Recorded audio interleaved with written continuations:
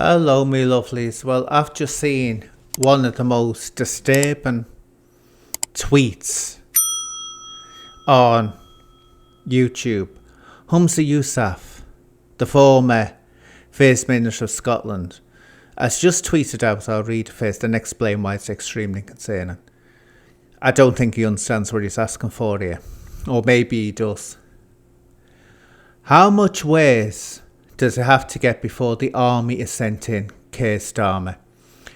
The police clearly do not have a handle on this situation. This pogrom, I think it means program, against Muslims and people of colour is going to cost lives unless these far-right thugs are stopped. Anyway, get ahead of that. He doesn't seem to understand that when a country, this is any country, not just England or Kingdom, Britain, any country in the world, when it deploys its own army, its own forces against its own people, that is a declaration of a civil war. That's what it is. It's a civil war when you do that. Now, for people who doubt that, go and look into why the Met Police were created in 1829 by the Policing Bill. There was a reason, a very serious reason, they created the Met Police. And that was because all that they had to call on the government then was the armed forces, who were under total dictate from Parliament. The country was on the edge of a revolution like had happened in France, and it was only 30 years before that the French Revolution had ended. And Britain was terrified. There was revolutions going off in America, civil wars, everything. Now, what the government did at the time, Robert Peel, was thought something has to happen to quell the anger of the people, because the people would just go more and more and more into protesting, and the protesting was getting more and more violent. So they decided they were going to create the modern police. Now, there'd been police before this time, but this was a modern version of the police. And they were called the Peelers, nicknamed the Peelers. So they wouldn't have to use the armed forces and wind the people up, because the people knew that by sending the army, they were being forced into a situation of a civil war. And you've also got to understand, back then, English people, British people could own firearms. So they could have launched a war, a full-on war against the army themselves if they wanted to. So that was why the Met Police were created. Humza Yousaf is basically saying, well, what we want you to do, Keir Starmer, is not try to alleviate this problem by stop labelling everyone as being far-right thugs, which he's doing. Everyone's far-right thugs by the sounds of what he's saying. Yet there is a far-right element to it. There's no doubt about it, and it is getting out of hand, and it's getting very dangerous.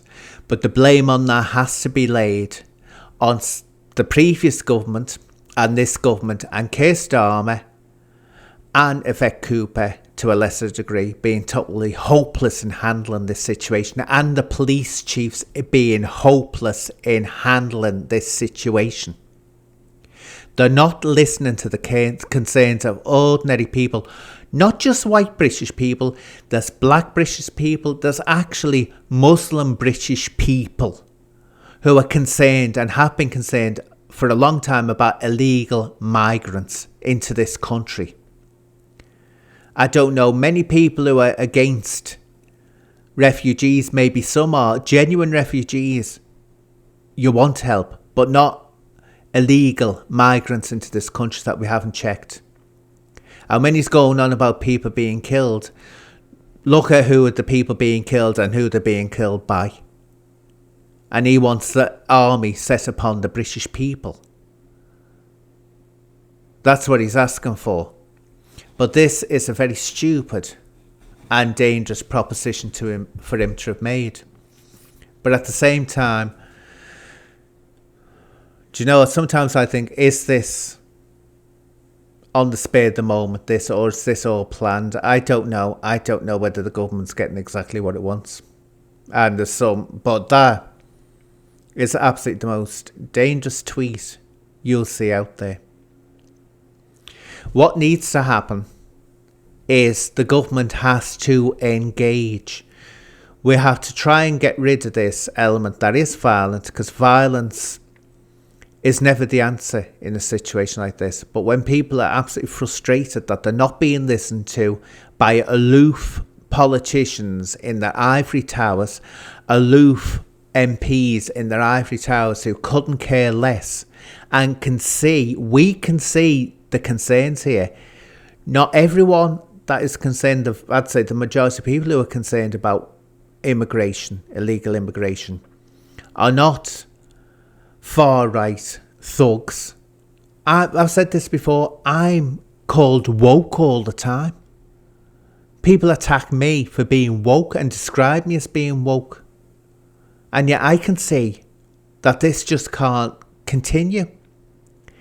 Keir Starmer is going on holidays. He's going on his jolly days because he's a PM and he's a daddy, and daddies need to spend time with the family. Are you kidding me? Right in the middle of this. Do you know what? I voted Labour all my life. Only once I voted Tory and I regretted it. Now I'm wondering whether I should have regretted voting for them. But all that I know is, and as a Scouser, I never thought I'd say this, what we need in power now as our Prime Minister is a Margaret Thatcher. Margaret Thatcher would sort this problem out in no time. And Margaret Thatcher was patriotic. She put the British people first. Even though she could be a right... when she wanted to, what she did to the miners and did to Liverpool now was horrific. But in this situation I'm talking about, in this present day situation we're in, actually, if she was Prime Minister, we would never reach this situation. We wouldn't have. Because she was always putting being proud, British first. And people had to be thankful to be allowed into Britain. Not just take it for granted, then demand changes happen. It's terrible that these violent scenes are happening. But not everyone can be labelled a far-right thug. It's just not right. And it's not going to help this situation continuing to do that. But what certainly is not going to help is sending the army in. As I say, that is a declaration of war, civil war against your own people. Now, it's telling, and I heard a news report saying this, I'm not the first one to say this, in Ireland, for the first time since Southern Ireland became an independent state, the Union Jack in Dublin was flown alongside the tricolour, the Irish tricolour. That is absolutely amazing. Who would have ever thought that would happen? But members of the disgruntled Southern Irish communities are standing alongside with Britain and saying, we can't put up with this anymore. We just can't put up with this anymore.